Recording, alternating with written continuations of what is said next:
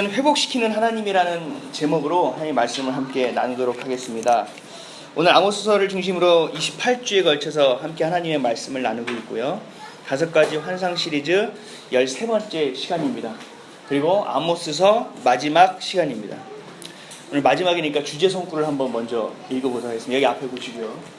다 같이 읽겠습니다. 시작. 너희는 여호와를 찾으라 그리하면 살리라. 아멘. 오늘도 우리에게 이런 하나님의 은혜와 역사가 있기를 주님의 이름으로 축원드립니다. 아모스서를 한번 정리를 쭉 한번 해보겠습니다. 아모스서는 구조만 살펴봐도 한 편의 설교가 될 수 있다라고 말씀드렸어요. 그래서 아모스는 대단한 설교자였다라고 말씀드린 적이 있습니다. 첫째로 첫 번째 구조가 서너 가지 죄에 대해서 이야기를 해요. 두로와 암몬과 모압과 다메섹에 있는 유다와 이스라엘 주변에 있는 족속들의 서너 가지의 죄를 아모스가 쭉 나열을 해줘요.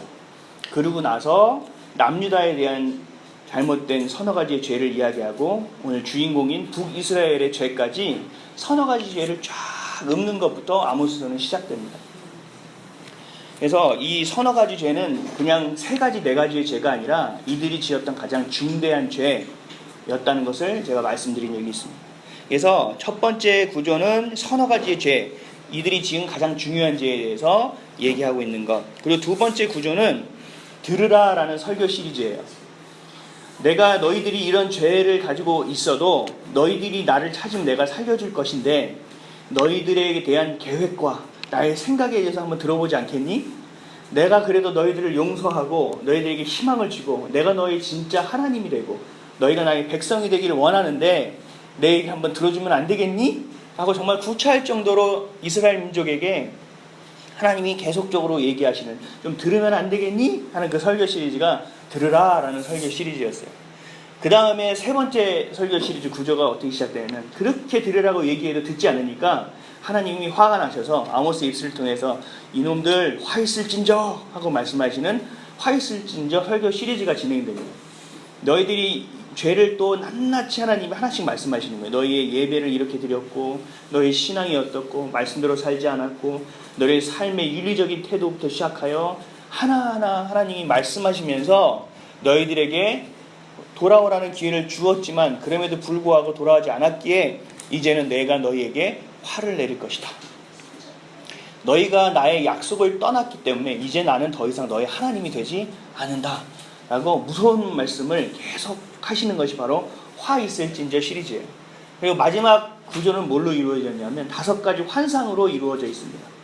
5가지 환상을 통해서 이 화가 어떻게 임할 것인가, 어떻게 재앙으로 임할 것인가 라고 여름 과일 광주리, 또 불의 재앙, 또 그 어려운 기갈의 재앙, 이런 것들에 대해서 5가지 재앙을 통해서 하나님이 이스라엘 민족 북이스라엘에게 말씀하시는 것이 바로 아모스의 말씀이에요. 그리고 맨 마지막에 무슨 말씀을 하시냐면 하나님이 그러나 내가 너희에게 심판을 내리지만 완전한 끝은 아니다.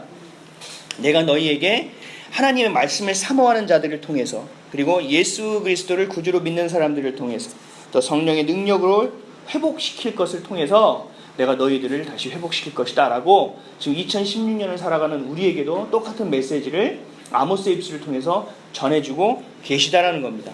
회복시킬 것이다. 내가 너희에게 더 이상 끝까지 절망을 주지 않을 것이다. 그러니까 나를 좀 찾으라 라고 말씀하시는 것이 하나님의 말씀이에요. 그 말씀을 오늘 우리가 좀 살펴보려고 합니다. 멸망하는 자가 아니라 회복시킬 자가 되기 위해서 우리는 어떤 삶을 살아야 될지에 대해서 함께 하나님의 말씀을 나눠보도록 하겠습니다. 첫째가 성령의 은혜를 끝까지 붙들어야 됩니다. 오늘 본문 13절 말씀 한번 다 같이 한번 읽어보겠습니다. 13절이요. 시작. 여호와의 말씀이니라. 보라 날이 이를지라. 그때 파종하는 자가 곡식 추수하는 자의 뒤를 이으며 포도를 밟는 자가 씨 뿌린 자의 뒤를 이으며 산들은 단 포도주를 흘리며 작은 산들은 녹으리라. 아멘. 오늘 여기 하나님이 회복시키시는 모습을 담고 있어요. 그 날이 이를 것이다. 회복하는 날이 너에게 임할 것이다. 추수하는 자의 뒤를 바로 따라서 바로 씨를 뿌린대요. 바로 뿌릴 수 있는 땅이 되어 있다는 거죠. 옥토라는 얘기죠. 그리고 씨를 뿌리고 그 씨를 뿌리는 중에 포도를 밟는 자가 있대요. 포도를 밟는 자는 뭐냐면 포도를 수확해서 이제 포도주를 만드는, 이제 가공하고 있는 거죠. 수확해서. 그러고 있는 가운데 다시 곡식을 또 추수해야 될 시간이 온다라는 거예요. 뭘 얘기하냐면 끊임없이 계속적으로 씨를 뿌리자마자 걷어내고, 씨를 뿌리자마자 걷어내고, 하나님이 축복을 주시고 회복을 시키실 때는 그냥 허투루 한두 개를 주시지 아니하시고 대폭적인 지원을 해주신다라는 거예요. 태풍도 없고 병충해도 없고 날씨도 좋고 땅과 모든 조건이 좋아서 쉴 새 없이 풍년을 경험할 수밖에 없다. 이것이 바로 하나님의 회복이다 라고 말씀하시는 거예요. 우리 흔히 우리나라에는 농한기라는 게 있죠. 계절이 4계절이 있게 농한기라는 것이 있는데, 지금 하나님이 축복을 부어주시는 이 자리에는 농한기라는 것이 없다라고 말씀하시는 거예요. 너희가 쉴 시간이 없을 것이다. 그 정도로 풍성하게 주신다라는 거예요. 누가복음 6장 38절에 이런 말씀이 있으세요. 주라 그리하면 너에게 줄 것이니 곧 후히 되어 누르고 흔들어 넘치도록 하여 너에게 안겨주리라. 아멘. 하나님이 회복시키시고 부어주실 때는 그냥 부어주시는 게 아니에요. 눌러 흔들어 넘치도록 채워주신다고 말씀하시는 거예요. 이게 하나님의 성격이에요. 하나님의 화끈한 성격이에요. 주시고 이 모든 준비가 끝났을 때는 대폭적인 지원을 해주신다는 것이 하나님의 마음입니다. 이런 풍성한 추수, 회복을 예수님의 입술을 통해서 다시 한번 우리에게 설명해 주시는데, 요한복음에 그 말씀이 담겨져 있어요. 요한복음 4장 35절에서 36절 말씀 제가 한번 읽어보겠습니다. 너희는 넉 달이 지나야 추수할 때가 이르겠다 하지 아니하였느냐? 그러나 나는 너희에게 이르노니 너희 눈을 들어 밭을 보라. 희어져 추수하게 되었도다. 거두는 자가 이미 삭도 받고 영생에 이르는 열매를 모으나니 이는 뿌리는 자와 거두는 자가 함께 즐거워하게 함이라. 아멘.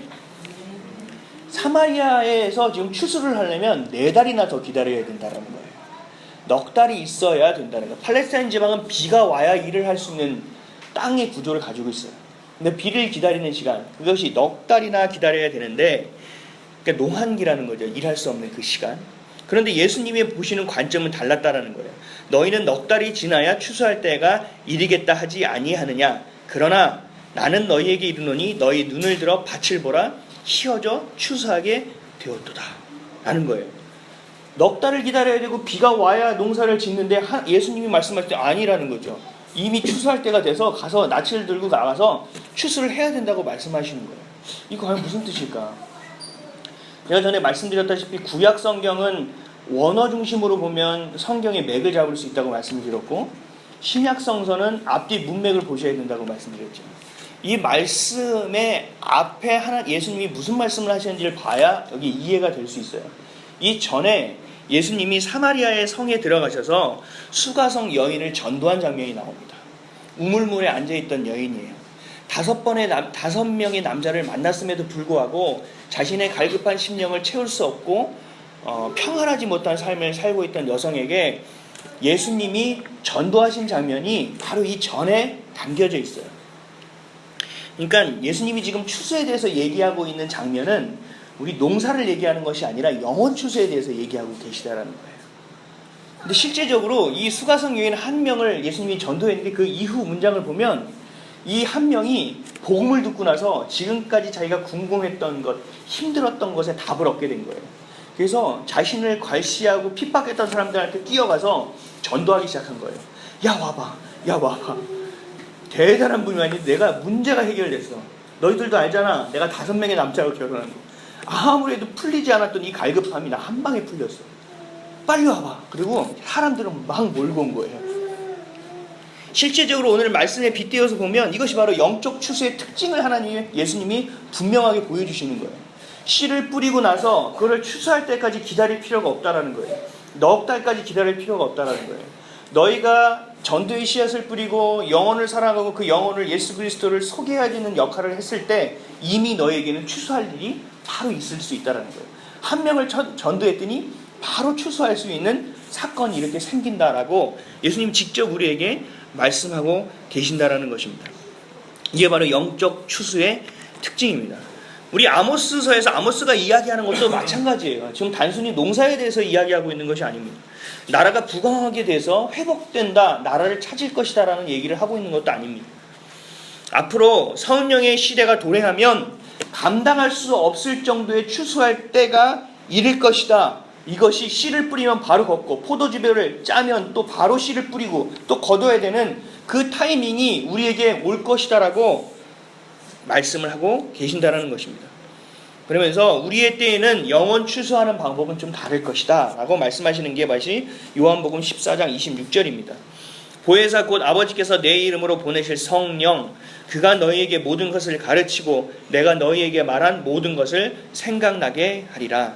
아멘. 성령을 통해서 우리에게 부흥을 부어주실 때 정신없이 부흥을 부어주신다라는 겁니다. 그 부흥을 부어주시는 그 통로가 뭐냐면 성령 하나님이라는 거예요. 성령 하나님이 우리에게 무슨 생각을 해야 될지, 어떻게 살아가야 될지, 무엇을 가르쳐야 될지 다 알려주신다라는 거예요. 그래서 성령 하나님이 이런 보혜사 성령이라고 하신 거예요. 우리를 도우시는 분, 우리를 지지해 주시는 분, 우리를 격려해 주시는 분, 우리를 끝까지 밀어주시는 분, 우리를 위해 계획해 주시는 분, 우리를 끝까지 옹호해 주시는 분, 바로 그 분이 우리에게 성령을 보내주신다. 그 성령 하나님이 바로 그런 분이다 라는 거예요. 그분을 통하여 우리에게 부흥을 부어주시겠다고 말씀하고 계시는 겁니다. 근데 이 부흥이 그냥 부흥이 부어주는 것이 아니라 포도주 한 잔을 주고 젓가락꿀을 한 잔, 한 스푼씩 이렇게 주는 것이 아니라 그냥 산 전체에서 흘러내리게 하시겠대요. 우리 사람이 말하면 뻥을 쳐도 무슨 이런 뻥을 치냐 이렇게 얘기하겠죠. 그리고 약속의 땅을 찾아가는데 뭐 젓가락꿀이 흐르는 땅이라고 그러잖아요. 젓가락꿀이 어떻게 흐릅니까? 다 새어 들어가죠, 바닥을. 그렇죠? 그만큼 끊임없이 주시겠다라는 이야기를 하고 계시는 겁니다. 계속 흘려보내 주시겠다고 말씀하시는 것이. 그게 우리에게 주신 약속하신 부흥이라는 거예요. 누가복음 11장 9절에서 10절 말씀. 내가 또 너에게 이르노니 구하라 그러면 너에게 주실 것이요 찾으라 그러면 찾아낼 것이요 문을 두드리라 그러면 너에게 열릴 것이니 구하는 이마다 받을 것이요 찾는 이는 찾아낼 것이요 두드리는 이에게는 열릴 것이니라. 아멘. 우리가 부흥을 얘기하고 축복을 얘기할 때 이 말씀을 참 많이 가지고 기도하는 모습들이 있어요. 그렇죠? 이 말씀을 부여잡고 기도하지 않으신 분은 거의 없을 거예요. 하나님 찾으라 하셨으니 제가 찾습니다. 주님. 구하라 하셨으니 제가 구합니다. 하나님 제가 언제까지 두드려야 열어주시겠습니까? 이러면서 아주 간절하게 기도하는 사람들이 많이 있어요.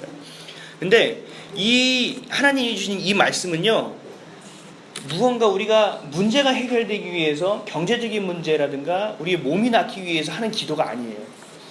하나님이 이 기도를 가르쳐 주신 거는 다른 이유를 가지고 있습니다. 뭐냐면요, 그 뒷절을 보면 알아요. 지금 저희가 9절 10절을 봤는데 11절 12절 13절을 제가 한번 읽어볼게요. 너희 중에 아버지 된 자로서 누가 아들이 생선을 달라는데 생선 대신에 뱀을 주며 알을 달라는데 정갈을 주겠느냐. 너희가 악할지라도 좋은 것을 자식에게 줄 알거든. 하물며 너희 하늘 아버지께서 구하는 자에게 성령을 주시지 않겠느냐 하시니라. 아멘. 너희가 지금 구하고 찾고 두드리는 것은 무엇을 구하기 위함이냐 하면 성령을 구하기 위함이라고 말씀하시는 거예요. 물질이 아니라 지혜가 아니라 마음의 평안이 아니라 그 모든 것을 주관하시는 성령을 구하라는 겁니다.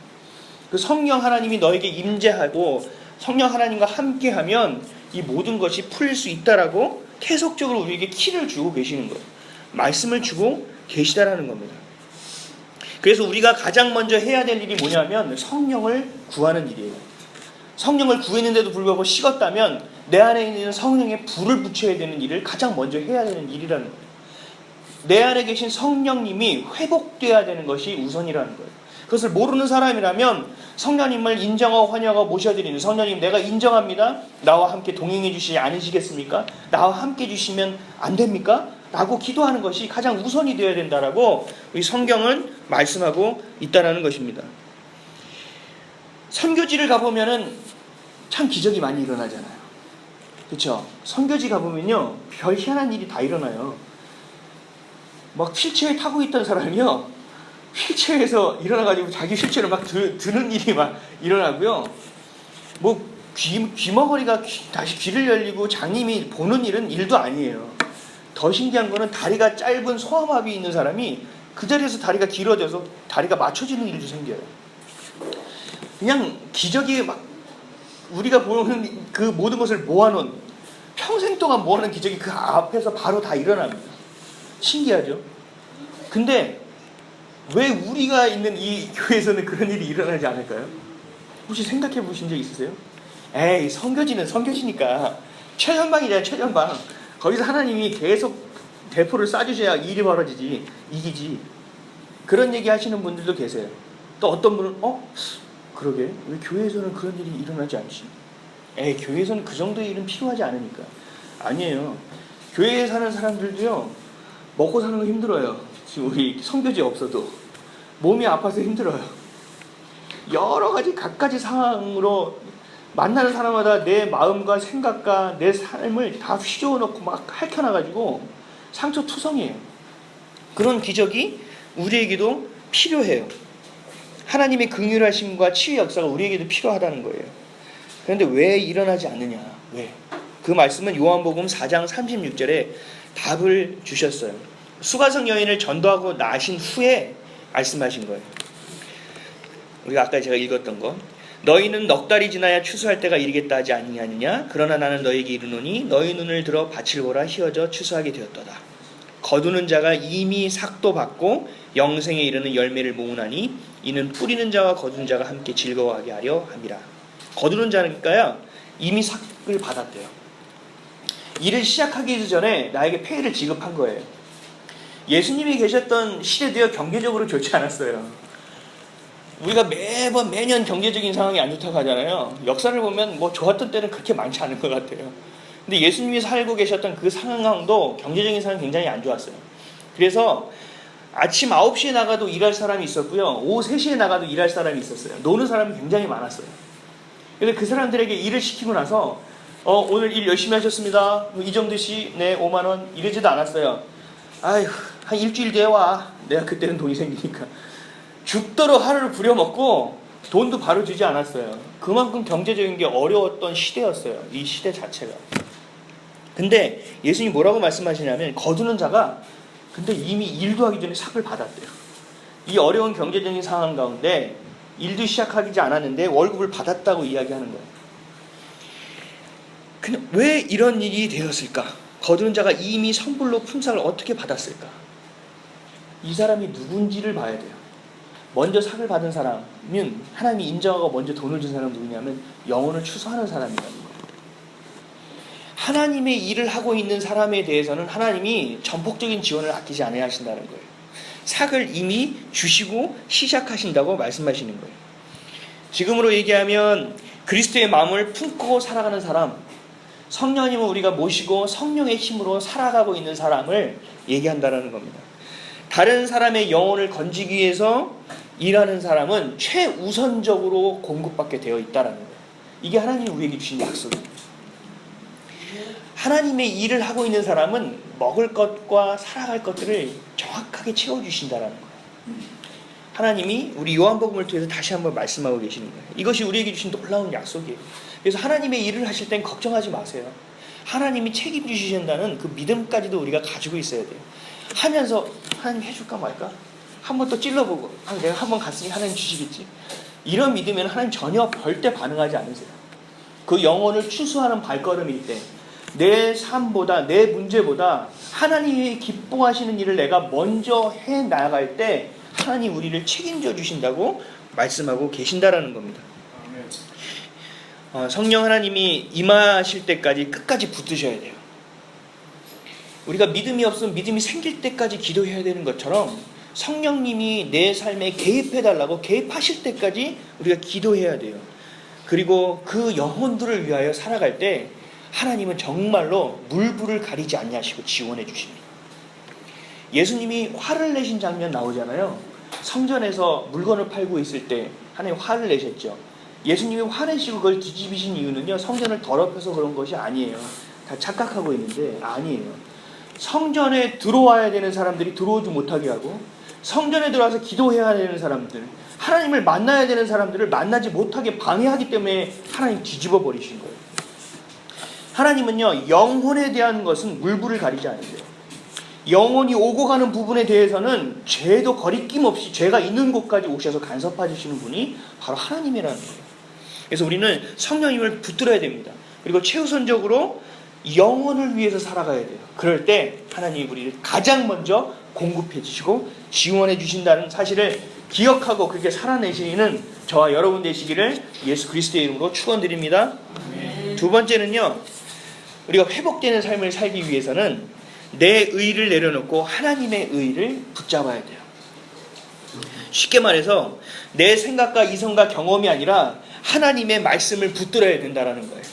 이런 일이 안 돼요 하면 누구 가서 쪼르르 달려가서 이것 좀 해주시면 안 돼요가 아니라 물론 그것이 필요할 수도 있어요. 가장 먼저 해야 될 때는 하나님 앞에 무릎을 꿇고 기도하고 하나님께 먼저 아뢰는 일을 해야 된다는 거예요. 더 쉽게 얘기해서 내가 생각하고 있는 윤리, 도덕적인 것이 선이 아니라 하나님만이 선이 되신다라는 거. 앞뒤 재어서 이것이 올바른 것이 아니라 하나님의 말씀이 내 안에서 가장 올바른 것이 되어지는 시각, 관점, 시선을 갖고 살아가는 것이 하나님의 의를 붙잡고 살아간다고 이야기할 수 있다는 거예요. 이사야서 64장 8절에 그러나 여호와여 이제 주는 우리 아버지시니이다. 우리는 진흙이요 주는 토기장이시니 우리는 다 주의 손으로 지으신 것이니이다. 우리는 진흙이고 하나님은 토기장이시기 때문에 하나님의 손길이 가는 것마다 가는 것대로 우리가 만들어지는 거 아닙니까? 하나님이 우리 주관자 되는 거 아닙니까? 라고 말씀하는 거예요. 근데 야 하나님만이 전부야? 야 그게 말이 돼? 불공평해하라고 얘기하는 사람들에게 또 사도 바울의 말씀을 통해 이렇게 얘기하세요. 로마서 9장 20절에서 21절 이 사람아 내가 누구기에 감히 하나님께 반문하느냐 지음을 받은 물건이 지은 자에게 어찌 나를 이같이 만들었느냐 말하겠느냐 토기장이가 진흙 한 덩어리로 하나는 귀 쓸 그릇을 하나는 천이 쓸 그릇을 만들 권한이 없느냐. 하나님은 이러한 분이시다 라고 정확하게 찝어 이야기하고 있어요. 하나님의 의를 따라서 살아야 되는 것은 당연한 것이다 라고 말하고 있다는 거죠. 우리가 하나님의 속해 있음을 말하고 있다. 그렇다면 우리 하나님의 의란 무엇일까? 마태복음 6장 33절에서 그런즉 너희는 먼저 그의 나라와 그의 의를 구하라. 그리하면 이 모든 것을 너희에게 더하시리라. 그의 의를 구하기 전에 또 그의 나라를 먼저 구하래요. 그럼 또 그의 나라는 무엇일까? 하나님의 나라는요, 하나님의 백성이 하나님의 말씀을 통해 다스림 받는 나라를 말해요. 쉽게 얘기해서 하나님이 주신 언약, 그 약속을 따라 살아가는 우리가 하나님의 백성이 될 수 있다는 거죠. 거꾸로 얘기해서 하나님의 말씀을 따라 살아가지 않는 이는 하나님이 하나님의 백성으로서 자녀로서 여기지 아니하신다라는 얘기예요. 그 나라를 살아가는 것 가운데서 고린도후서 5장 21절에 하나님이 죄를 알지도 못하신 이를 우리를 대신하여 죄로 삼으신 것은 우리로 하여금 그 안에서 하나님의 의가 되게 하려 하심이라. 그래서 그렇게 하나님 나라가 도래하게 살아야 되는데 그 뜻을 가지고 의를 가지고 살아간 것에 모범이 되신 것이 바로 예수님이다라고 얘기하는 거예요. 육신을 입고 희생제물이 되신 예수님이 하나님의 뜻, 그 예언하신 뜻, 그 하나님의 말씀을 이루는 것을 우리에게 보여주고 계시는 거예요. 그 하나님 나 너무 힘들어요. 이 잔을 내게서 멀리 해주시면 안 돼요? 그러나 하나님의 뜻이거든 내가 가겠습니다 라고 이야기할 수 있는 것이 이게 바로 하나님의 의를 따라 살아가는 모습이라는 거예요. 예수님을 통해서 우리에게 정확하게 보여주신 것, 모범이라는 겁니다. 하나님의 의는 하나님의 말씀과 그 뜻에 우리의 삶의 방향이 향하는 거예요. 늘 그렇게 우리의 표대가 정해져 있는 거예요. 그래서 그렇게 살아가는 것을 말합니다. 내 생각보다 하나님의 생각이 앞서는 거고 내 마음보다 예수 그리스도의 마음을 따라 살아가는 것이 바로 하나님의 의를 따라 살아가는다는 거죠. 그렇기 때문에 우리의 사명, 우리의 꿈은요, 꿈을 꿀 때 내 꿈을 꿀 수 없게 되는 거예요. 내가 원하는 것을 하는 게 아니에요. 하나님이 내게 주신 것을 하게 돼요. 근데 그것이 놀라운 일은 그것이 정말 내가 꼈던 반지처럼 내가 입었던 옷처럼 가장 편안하고 가장 세련되고 가장 기쁜 옷이라는 거예요. 그래서 하나님 내 꿈을 꾸는 것이 아니라 나를 통해서 하나님의 꿈을 이루어 나가는 것이 하나님 주신 우리의 꿈이라는 겁니다. 그걸 우리는 비전이라고 얘기합니다. 그래서 성령님의 임재 가운데 하나님의 뜻을 향해서 내 삶이 일치되는 삶을 살아갈 때, 하나님의 의로 살아갈 때 삭을 먼저 주실 뿐만 아니라 우리 인생을 더 풍성하게 해주실 뿐만 아니라 다시는 멸망치 않는 회복을 주시겠다고 명하신다는 거예요. 우리에게 다시 한번 약속해 주신다라는 것입니다. 오늘 본문 14절 15절 말씀을 다 같이 함께 읽어보겠습니다. 시작. 내가 내 백성 이스라엘이 사로잡힌 것을 돌이키리. 그들이 황폐한 성읍을 건축하여 거주하며 포도원들을 가꾸고 그 포도주를 마시며 과원들을 만들고 그 열매를 먹으리니 내가 그들을 그들의 땅에 심으리니 그들이 내가 준 땅에서 다시 뽑히지 아니하리라. 내 하나님 여호와의 말씀이니. 아멘. 새로운 삶의 시작을 앞두고 있잖아요. 이제 망하는 가운데 하나님의 회복을 기다려야 되잖아요. 근데 그 가운데 하나님은 혼을 내신 다음에 하면 따라와 이러고 하신 게 아니라 우리의 마음을 되게 안정시켜 주시는 거예요. 지금 되게 두려운 마음을 제해해 주시고 계시는 거예요. 그리고 다시 한번 약속을 말씀해 주시는 거예요. 지금 우리가 읽은 구절이. 그러니까 이 말씀을 읽으면요, 하나님이 정말 구약 하나님 참 무섭잖아요. 죽일 때 그냥 싸그리 죽이시고 뭐 회개해도 막 대제사장이 그냥 질질 끌려 나와야 되고 정말 무서운 하나님이에요. 그리고 내 죄를 동물에게 전가시켜서 그 끝을 보셔야 돼요. 피를 보셔야 돼요. 그럼 무서운 하나님이신데 이 구약의 성경을 잘 읽어보면 너무 좋은 하나님을 발견할 수 있어요. 늘 우리에게 그 가운데서 그렇게 철저하게 무시당하시면서도 화내시면서도 끝에 끝 길을 꼭 만들어주세요. 그래도 내가 너를 사랑한다. 그래도 내가 너를 회복시킬 거다. 네가 그렇게 막 나가고 지금의 삶이 옳다고 여길지라도 내가 너를 기다릴 것이다. 내가 너에게 소망을 줄 것이다 라고 끝까지 얘기해 주시는 거예요. 근데 이 아모스서의 마지막은 거기에서 하나 더 나가셨어요. 우리의 마음까지도 되게 예쁘게 만들어 주세요. 막 두려움이 휩싸여서 막 덜덜덜 떨고 있는데 다시 약속을 해주셔서 막 품어주시고 안아주시는 게 막 느껴져요. 하나님이 이렇게 좋으신 분이라는 것을 우리가 반드시 알고 있어야 돼요. 근데 이 좋으신 하나님이 여기서만 말씀하신 게 아니라 신명기에는 좀 더 자세하게 나와 있어요. 제가 한번 읽어보겠습니다. 신명기 30장 3절에서 5절 말씀이에요. 내 하나님 여호와께서 마음을 돌이키시고 너를 긍휼히 여기사 포로에서 돌아오게 하시되 내 하나님 여호와께서 흩으신 그 모든 백성 중에서 너를 모으시리니 내 쫓겨간 자들이 하늘가에 있을지라도 내 하나님 여호와께서 거기서 너를 모으실 것이며 거기서부터 너를 이끄실 것이라. 내 하나님 여호와께서 너를 내 조상들이 차지한 땅으로 돌아오게 하사 내게 다시 그것을 차지하게 하실 것이며 여호와께서 또 내게 선을 행하사 너를 내 조상보다 더 번성하게 하실 것이며. 아멘. 이런 약속이 저와 여러분을 향한 하나님이 주신 약속이 되시기를 주님의 이름으로 축원드립니다. 내가 너를 사랑한다 라고 끝나지 않으세요. 내가 너를 사랑하는데 되게 어떻게 보면 하나님도 되게 수다스러우세요. 내가 너를 사랑하는데 있잖아. 근데 내가 너한테 이렇게 선을 행하고 너한테 이걸 줄 거고 저기 떠나간 애가 있잖아. 걔도 내가 끝까지 가서 데려올 거다. 계속 얘기하세요. 하나님이 우리의 기도를 얼마나 즐거워하시는지 몰라요. 그러니까 기도하고 고주할 미주할 얘기할 때마다 귀를 여시고 눈을 반짝반짝 하시면서 우리 기도를 들어주시는 분이 하나님이시라는 거예요. 그래서 기도를 할 때 단 한마디도 땅에 떨어뜨리지 아니하시겠다고 약속하시는 거예요. 단 한마디도. 내가 너희의 말을 그렇게 귀하게 여길 것이다 라고 얘기하고 계신다는 거예요. 제가 정말 힘들고 어려울 때마다 약속의 말씀을 붙잡고 기도하는데 구하라 그러면 구할 것이요 찾으라 그러면 찾을 것이요 두드리라 그러면 열릴 것이라는 말을 대학 입시 때 가지고 그런 날 기도했는지 몰라요. 또 직장에 면접을 볼 때 그 말씀을 달달달달 외워가면서 지하철에서 이렇게 약속해 주시면 지키셔야 돼요. 지키셔야 돼요. 이러고 가면서 기도를 그렇게 했어요. 정말 무지한 거죠. 이런 걸 보고 성경에서 뭐라고 하면 중언부언하지 말라고 얘기하는 거예요. 아무리 하나님의 약속을 부여잡고 기도하더라도 야 너는 동문서답을 하고 있다. 네가 이렇게 기도하는 내가 어떻게 대답하겠느냐라는 거예요. 너가 구하고 찾고 두드리는 것은 내가 너희를 풍성하게 하고 다시 회복시킬 수 있는 길은 하나밖에 없다라는 건데 너는 왜 자꾸 나한테 자꾸 다른 얘기를 하냐는 거예요. 그 하나는 성령을 붙잡아야 된다라는 거예요.